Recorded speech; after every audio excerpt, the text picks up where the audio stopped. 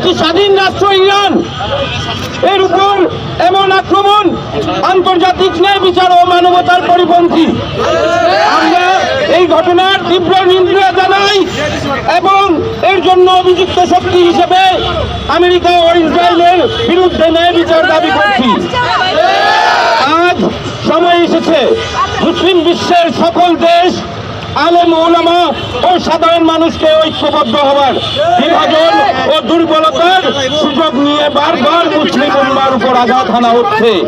তাই আমাদের পারস্পরিক ভেদাভেদ ভুলে গিয়ে ন্যায় মর্যাদা ও মানবতার পক্ষে এক কাতারে দাঁড়াতে হবে।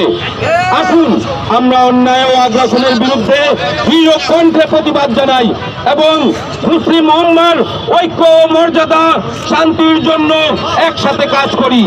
আল্লাহ আমাদেরকে সত্য ন্যায়ের পথে ঐক্যবদ্ধ থাকার তৌফিক দান করুন।